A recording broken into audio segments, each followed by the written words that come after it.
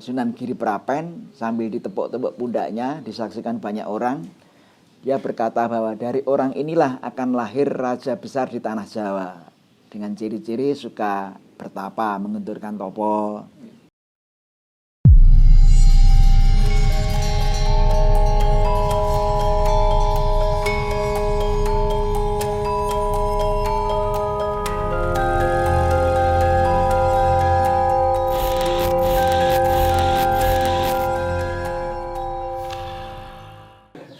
Assalamualaikum warahmatullahi wabarakatuh. Jumpa lagi bersama saya Satria Angga Saputra, tentunya di channel Menceritakan Nusantara.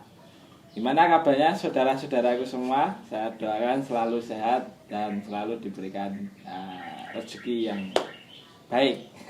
Kali ini saya bersama tim Menceritakan Nusantara sedang berada di rumah salah satu tokoh masyarakat yang ada di Kota Gede dan banyak tahu tentang apa yang dulunya terjadi di Kota Gede ini ya Pak. Dan Kota Gede ini adalah salah satu tempat cikal bakal dari Kerajaan Mataram Islam yang pertama.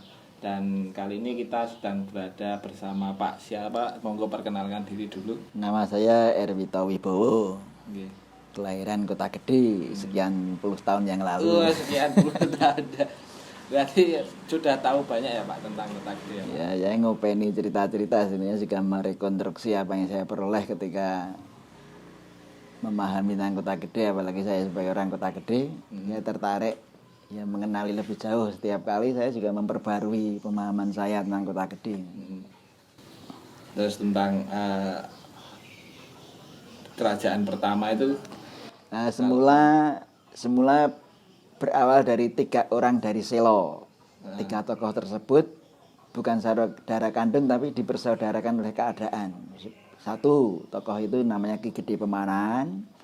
Kemudian Ki Juru Mertani itu anaknya Ki Sobo, masih saudaranya ibunya Ki Gede Pemanan. Yang satu lagi Ki Penjawi, itu anak angkatnya Nyi Nis, ibunya suaminya atau istrinya Ki Gede Pemanan.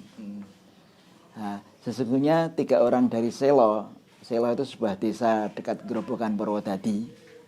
Itu mereka itu pangeran-pangeran pelarian dari Mojopahit setelah runtuhnya Mojopahit. Oh iya.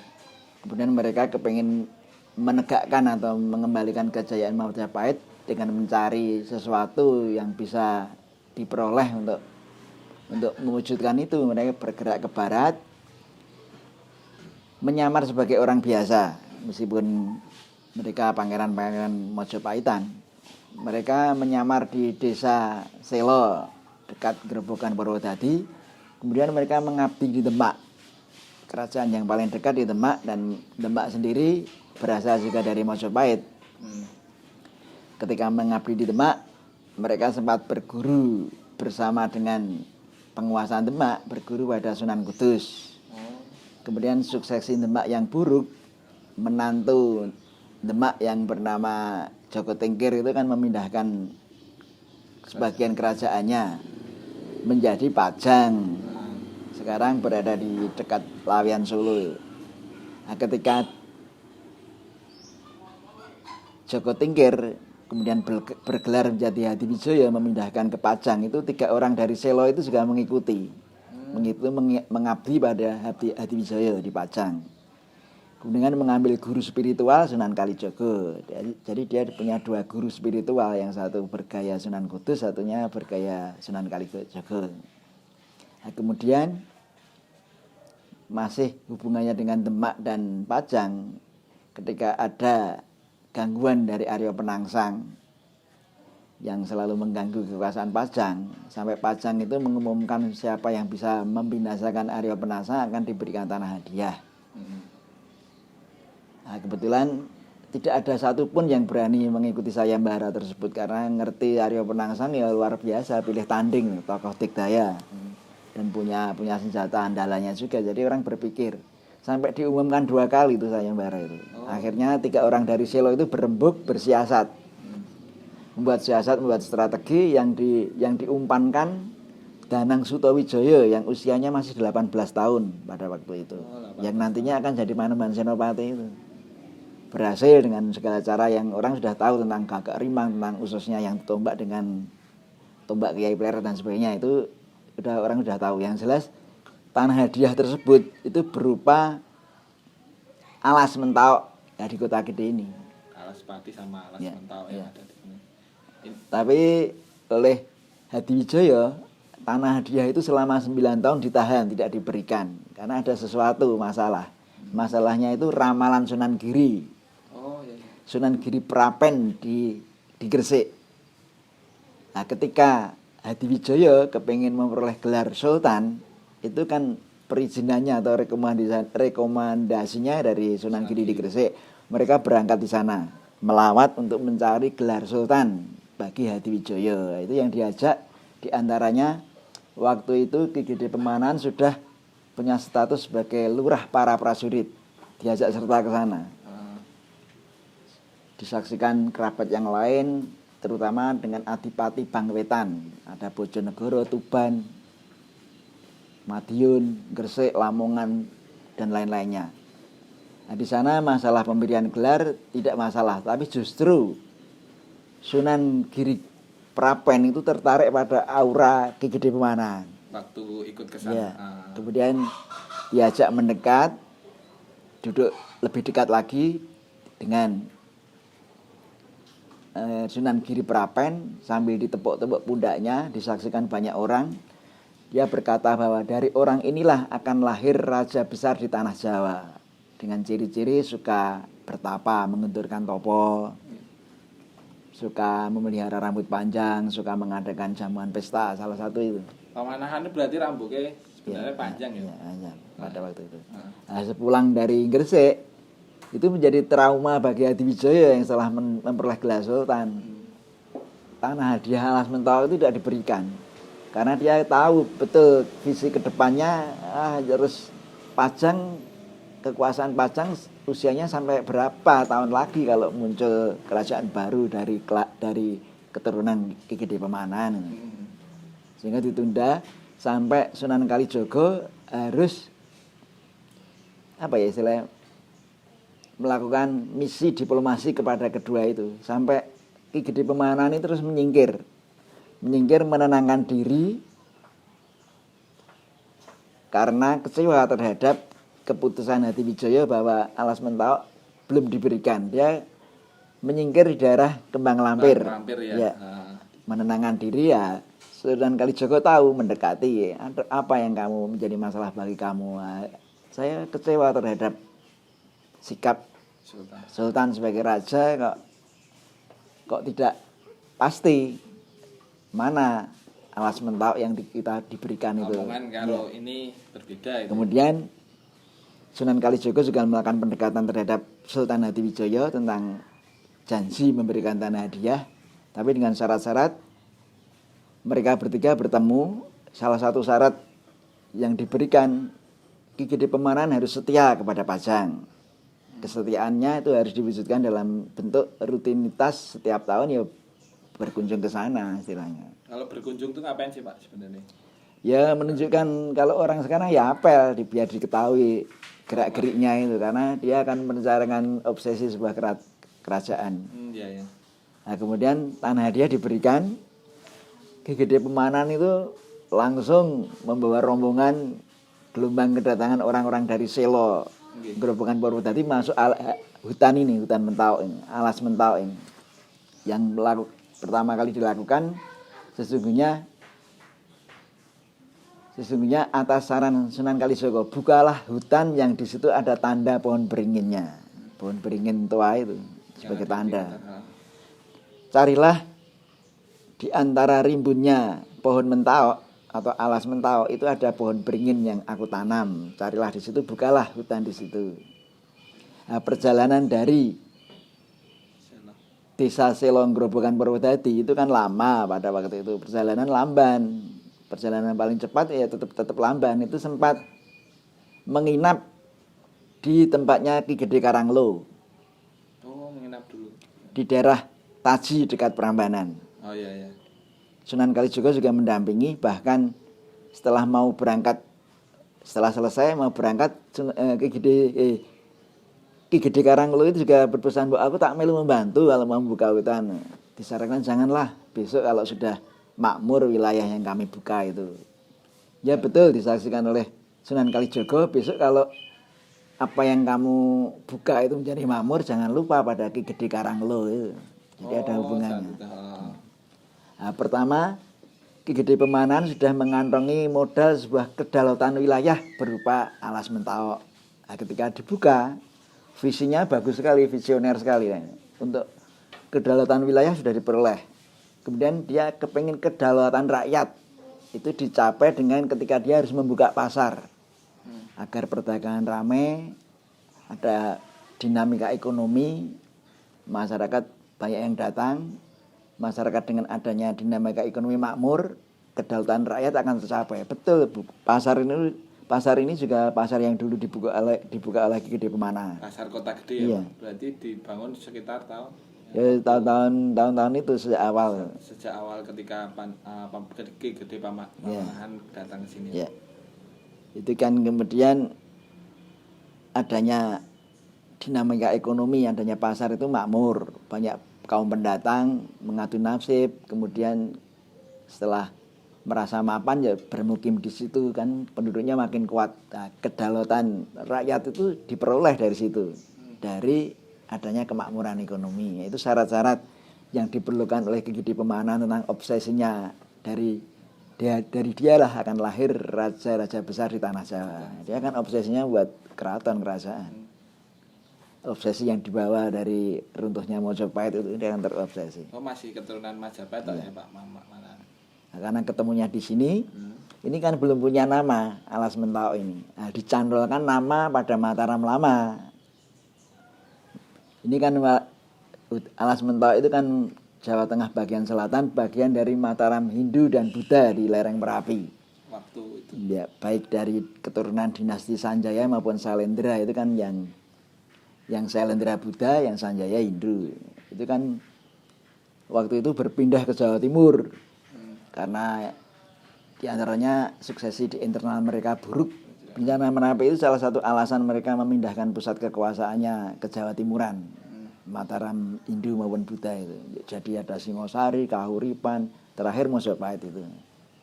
Jadi sejarah itu mata rantai yang berhubungan. Jadi orang yang melakukan mobilitas vertikal kekuasaan itu orang yang masih keturunan, bukan orang biasa. Itu kan orang-orang keturunan ya. Masih punya wawasan berpikirnya masih seperti itu. Kalau orang biasa ya tetap orang biasa. Terus dilakukan pembukaan Alas itu selama berapa tahun itu Pak? Ya bertahap.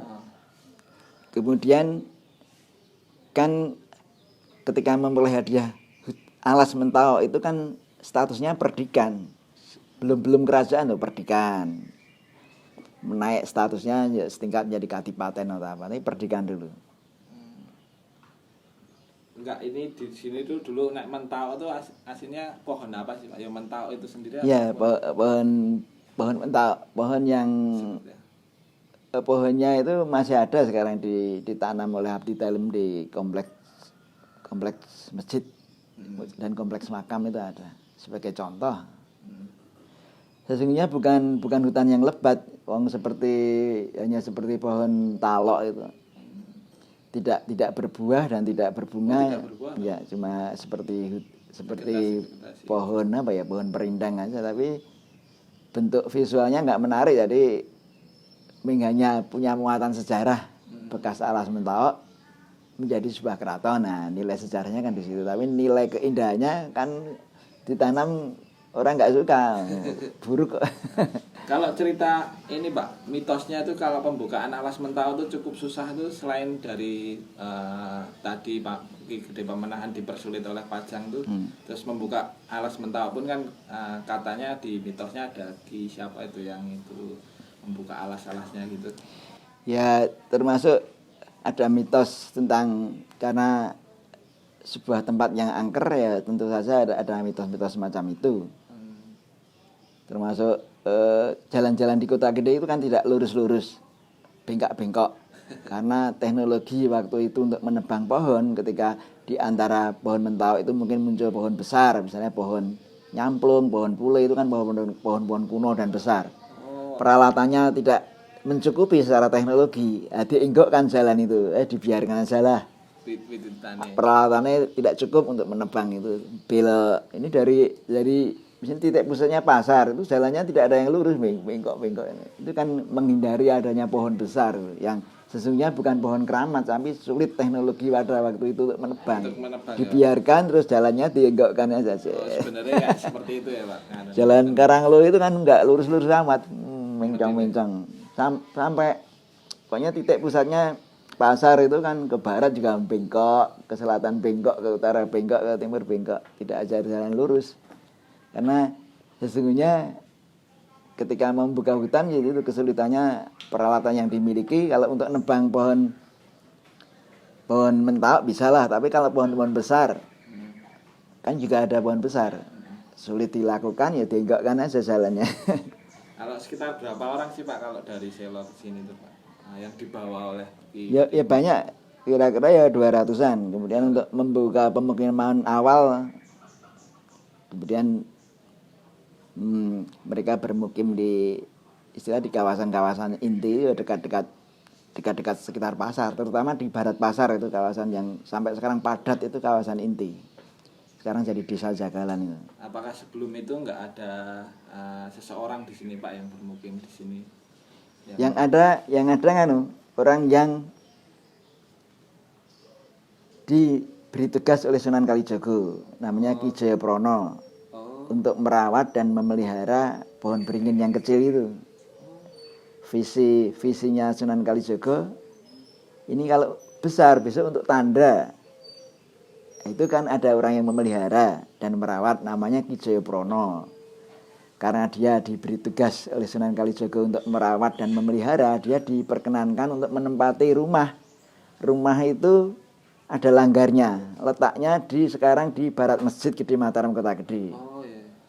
Itu dulu sebuah rumah kediaman Jayaprana dan sebuah langgar. Kemudian ketika perdikan itu berkembang, muncul perkembangan pemikiran membuka ruang yang semula langgar kecil dibesarkan, karena perdikan Mataram juga cukup besar, apalagi ketika jadi kerajaan jadi masjid kerajaan. Itu kan semula dari langgar.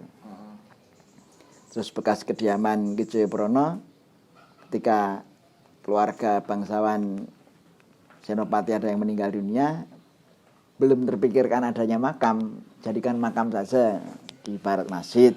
Konsepnya kan gitu. Konsepnya meniru yang sudah ada di Jawa Tengah, di Demak dan di Kudus. Makam itu selalu di barat masjid.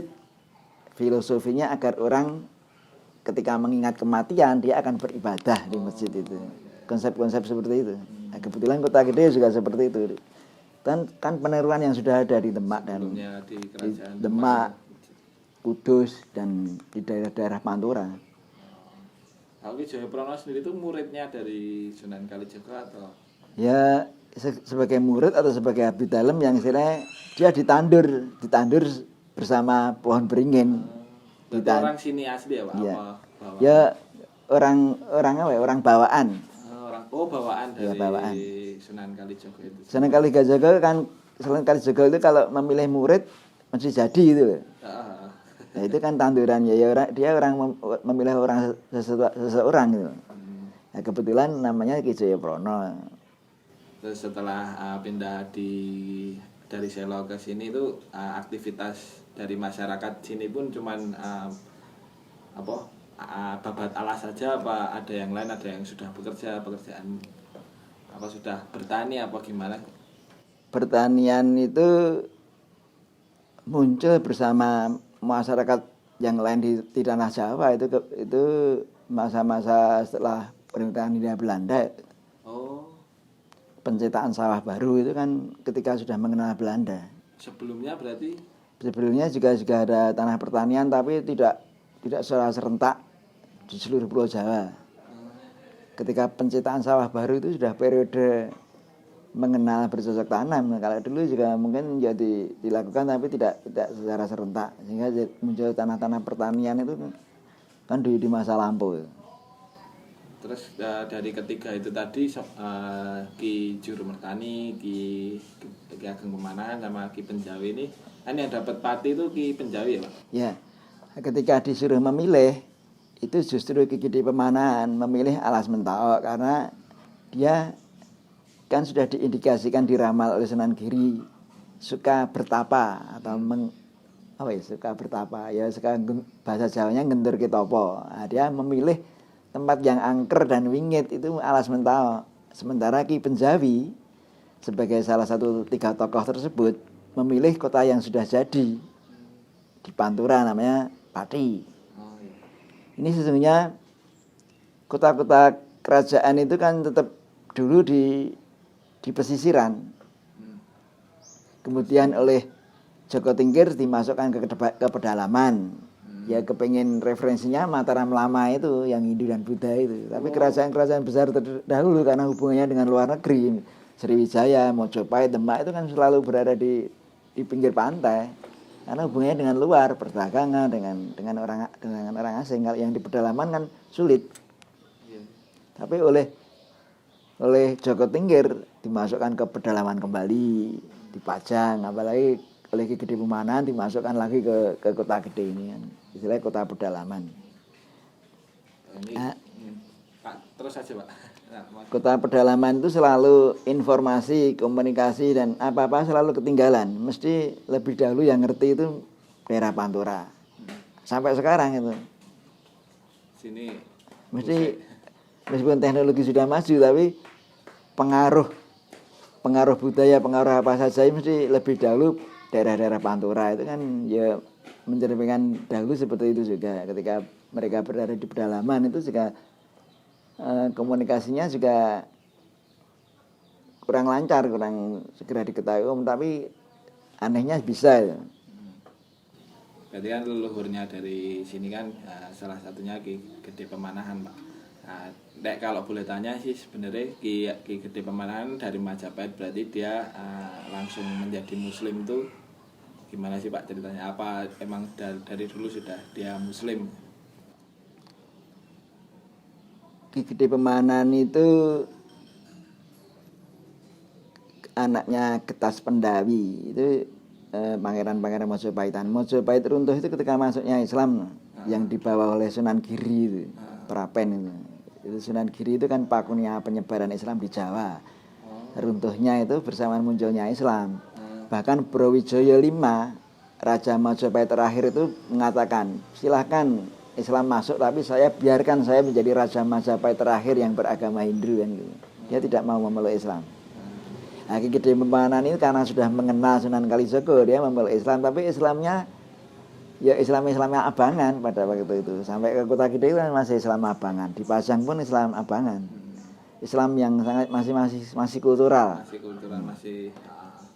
Kalau Ki Gede Pemanahan sendiri kan dilukiskan itu seperti itu berarti dulu gondrong gitu ya. Iya. Itu pelukis itu benar gambarnya Ki Gede Pemanahan atau? Lukisan-lukisan yang beredar itu hanya rekayasa seorang pelukis. Karena lukisan itu kan harus berdasarkan foto itu. Foto dikenal itu ketika sudah mengenal Belanda. Foto yang asli itu hanya berdasarkan ketika teknologi foto muncul itu B1 sudah ada foto. Lainnya hanya rekayasa orang pada waktu itu kemudian diteruskan oleh orang sekarang. Kira-kira wajahnya seperti itu. Menjadi salah kaprah yang sudah diakui betul wajahnya seperti itu padahal ya, belum tentu seperti itu. Kalau saya itu masih penasaran Pak, kegiatan seperti apa sih yang dilakukan oleh orang-orang dari Solo ke sini itu loh Pak. Untuk kegiatan kemasyarakatannya itu seperti apa dia membangunnya itu kerja bakti apa gimana untuk membangun sebuah tempat tinggalnya itu memang dari dulu apa bata dulu apa langsung kayu apa gimana sih desain? Pertama rumah-rumah yang dibangun sangat sederhana. Di situ juga Pak di daerah-daerah sekitar istilahnya pusat geografinya kan sekitar masjid itu. Rumah-rumahnya ya bentuk-bentuk kampung, kemudian meningkat jadi limasan. Karena di Kota Gede itu menurut yang sumber yang saya baca itu keratonnya masih berupa bangunan dari kayu. Kemudian Sultan Agung membangun di Pleret itu sudah menggunakan bata. Berarti sebelumnya ini Kota Gede bata itu hanya untuk bentengnya, tapi untuk bangunan keraton itu dari kayu. Makanya ketika terutama Amangkurat I itu membangun keraton Pleret dengan susunan batu bata, karena dia juga kepingin privasinya jangan sampai terganggu, karena banyak bangsawan yang jadi pengkhianat, yang mengkhianati Amangkurat I ketika diangkat. Mereka menyalahgunakan jabatannya, wewenangnya, sehingga kurang nyaman ya. Sehingga Amangkurat I punya obsesi, saya akan membangun keraton Pleret itu berbangunan batu bata, tidak seperti keraton Kota Gede, kalimatnya sampai segitu. Di Kota Gede kan kayu itu kurang tersembunyi dari gangguan gangguan para bangsawan istana yang sesungguhnya agak menelikung Amangkurat. Karena Amangkurat banyak ditinggalkan juga, ganti bangsawan yang setia, kemudian banyak bangsawan yang tidak setia. Itu kan karena dia merasa keratonnya tidak aman, makanya dia agar aman membuat dari batu. Dari kayu kan ketika percakapannya terdengar, dari batu agak tersembunyi, agak merasa aman ya, istilahnya merasa aja. Terus setelah itu kan jadi kerajaan tuh ceritanya bagaimana Pak? Yang mana? Dari Kota Gede ini. Prosesnya itu tadi, ketika kedaulatan wilayah sudah diperoleh, kemudian kedaulatan rakyat juga diperoleh, rakyat makmur ketika munculnya perekonomian bagus, kemudian dukungan wilayah, penting dukungan wilayah terhadap akan munculnya sebuah kekuasaan baru. Dukungan wilayah diperoleh ketika menteri-menteri pamacekan itu mau bayar upeti ke Pajang, baik menteri pamacekan dari Kedu maupun Bagelen, itu selalu diadang oleh Mataram, dibelokkan masuk ke Mataram, nggak usah diserahkan ke Pajang, di sini sama saja. Itu kalimatnya Panembahan Senopati pada waktu itu. Di sini kamu kalau mau menyerahkan upeti, malah saya kasih uang, kasih baju bagus, tak kasih perempuan. Bisa disambut dengan wanita-wanita, dengan istilahnya wanita-wanita itu menghibur para mantri pamajikan dari Kedu maupun Bagelen, itu berupa blunyeh di blunya Bang Bureh, kalau sekarang spam ya. Disebutkan dalam bukunya The Graph, mereka dihibur dengan diblunya Bang Bureh. Itu kan gratifikasi perempuan disodorkan agar mereka mau menyerahkan upeti pajak ya. Yang melawan salah satunya Ki Bocor dari Bagelen. Itu tahu kok seperti itu ya, Mataram itu kan melawan. Tapi kalah melawan Danang Sutawisaya. Dia tidak setia kepada aturan seperti itu. Dibelokkan, tapi dengan syarat besok ketika Mataram kuat, daerah-daerah taklukan itu harus mengabdi pada kami loh. Mantri pamajikan kan seneng, daripada saya tidak dapat apa-apa, hanya menyerahkan upeti ke Pajang, di sini saya serahkan, malah saya dapat memperoleh sesuatu. Dan besok ketika Mataram makmur, saya juga akan mengabdi di Mataram untuk memberikan dukungan yang seperti itu. Nah, dukungan wilayah diperoleh juga. Yang terakhir itu kan Pajang diganggu oleh pemberontakan Arya Penggiri. Itu penerusnya Arya Penangsang yang ada di Pajang. Itu penguasa Pajang namanya Raden Benowo. Minta bantuan pada Danang Sutawijaya. Sekarang eranya Danang Sutawijaya, Ki Gede Pemanan sudah tua. Oh, sudah tua. Ya, sudah. Oh, belum mati. Tapi belum sudah meninggal, tapi sudah digantikan. Ya, sudah Danang Sutawijaya sudah usianya sudah 24 tahun. 23 24. Dulu kan waktu membinasakan Arya Penangsang 18. Nah, sekarang yang berperan Danang Sutawijaya itu 24 tahun sudah memimpin sebuah kerajaan. Belum. Memimpin diminta untuk membinasakan Arya Penggiri. Oh, ditugaskan. Mataram, pasukan Mataram yang masih perdikan itu memadamkan pemberontakan Arya Penggiri di Pajang. Kemudian justru Danang Sutawijaya didaulat untuk meneruskan tahta Pajang. Oh iya. Mbok silakan diteruskan tahta Pajang. Nah, sama Pangeran ditawari seperti itu. Kemudian malah dia tidak mau, tapi pusaka-pusaka yang tidak terawat dipajang dibawa ke Mataram. Oh.